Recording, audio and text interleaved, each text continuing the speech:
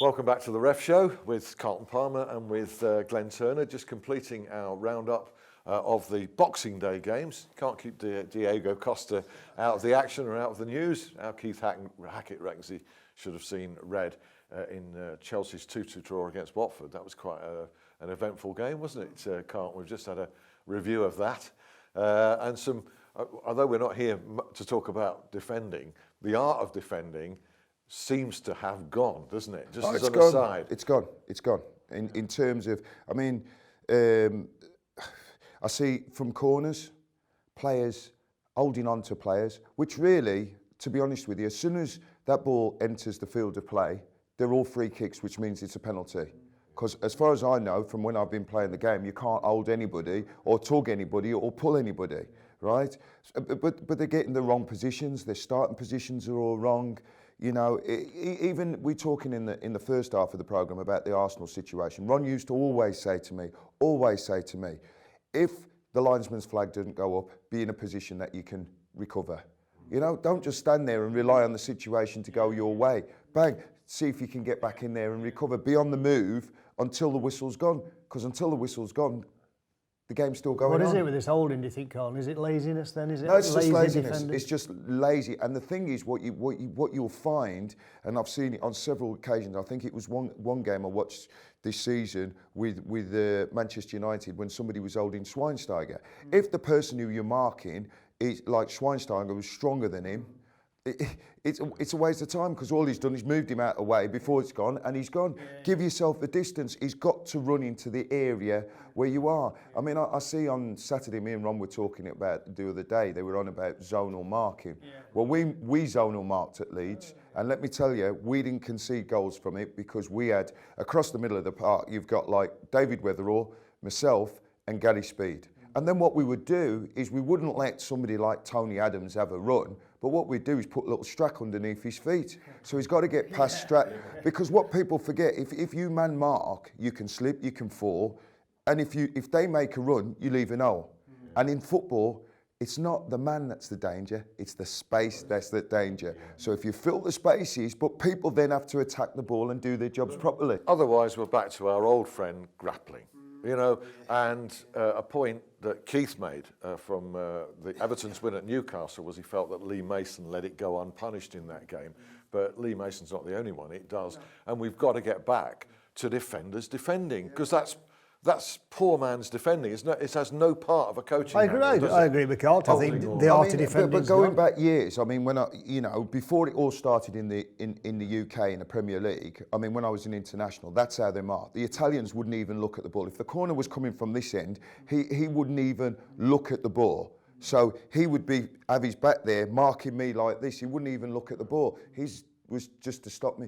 But it's cheating. And at the end of the day, if the referee doesn't even have to watch. As soon as the ball enters the field to play, they're all penalties. Yeah, it's robbing us of a spectacle, isn't it? Unless this is sorted out. Well, we bang on about this most weeks. Nothing seems to happen, but it should happen. Wayne Rooney, he's had a bit of stick on this programme and many other programmes with pundits, but I noticed a moment in Manchester United's latest wretched defeat, 2-0 at Stoke, where he took a good old-fashioned rollicking publicly from Kevin Friend in really, really good grace, great maturity, and clearly, I mean, he's changed and reformed, doesn't he, Carlton? Well, I think he has, but that's with age.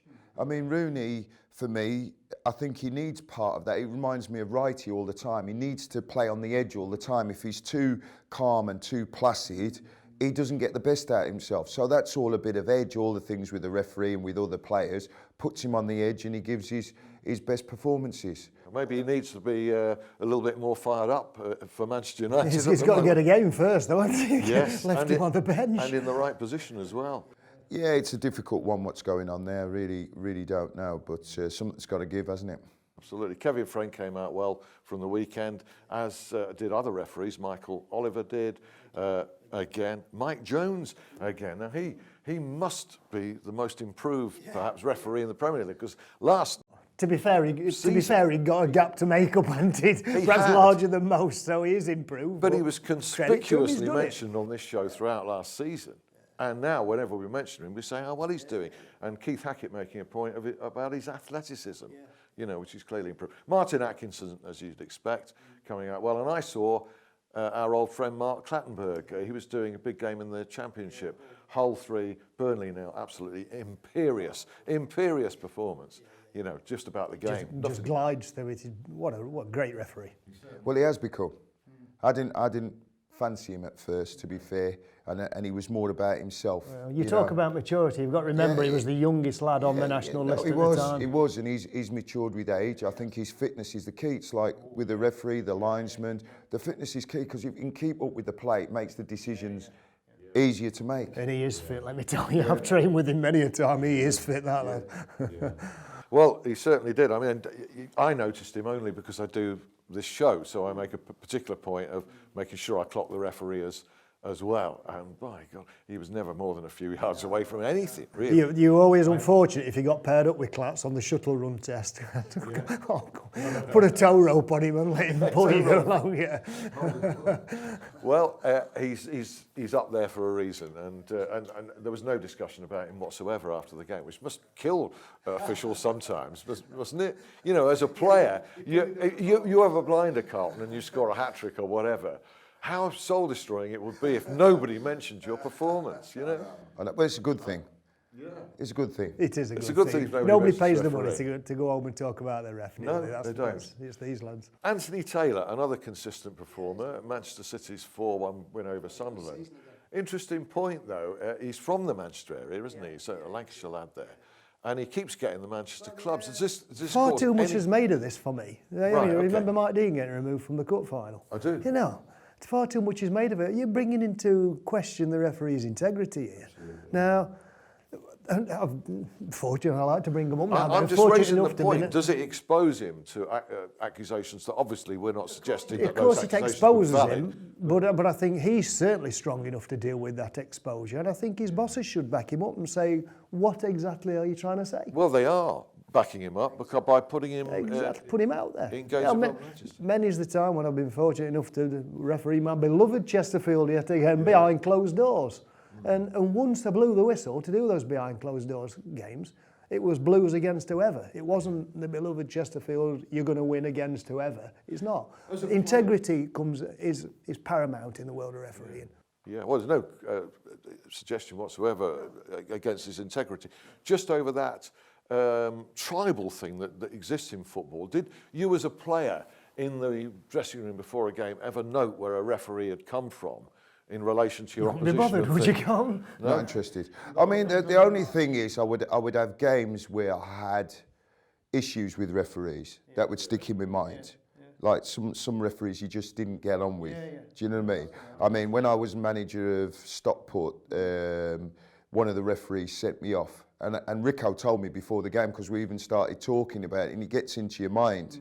And he sent me off, and he was wrong to do that. His same referee sent me off at Leeds United for the second one, no argument, was a booking. But the first one, in a derby game, you got to let that one go. It's not a bad challenge. You put yourself in a position, So there were certain referees that in your mind you're like wary of. But I would never think. For 1 minute, I would never think officials would cheat. No. They make mistakes, just like we as players make mistakes. We have bad games, we make mistakes. It's a bad day at the office. I always thought it was a shame in cricket with the umpires; they couldn't come from one of the competing countries. It just casts an air of doubt where it shouldn't exist for me, and there's no need for it. There's no need. Once you blow that whistle, once you cross that white line as an official, it's that team against that team. And you did make the point there that a few years ago, Mike, he did go on to referee a cup final, but I think it was one involving Liverpool. That's right, was it? Yeah. And because Mike's from the Wirral. He got ruled out. That's right. Yeah. Okay. Well, fascinating to talk to you. It's an interesting period. By the time you watch this, another round of games will have taken place. 2 games in 3 days can be, Carlton. I know you've got no sympathy for players, managers, or referees. By the way, we're into what? December. 3 months into the season, and people are talking about being tired. I'm not being. And you know, and when you say this, you know, I don't subscribe to, and I keep saying this. I'm not interested in the money these players earn. And good luck to them. You know, it's the most marketable league in the world. I'm talking about from a fitness point of view. You can't tell me, they're finishing way younger. I mean, you know, Strack was 40, McAllister was 40, I was 37, 38, and could have still carried on. You know, these are fit players. You know, I just don't understand it when people are saying like somebody's coming 35, 36, it's coming to the end of their career. I can't get my head around that. I knew we'd get him going on this, just as the programme comes to an end. It's not the end of a career, it's the end of the Ref Show for 2015. Thanks to these guys, and thank you Happy New Year, to everyone. you. Yeah, thank you to you for Happy New being Year. with us and watching, and a very happy New Year. See you next week. Bye.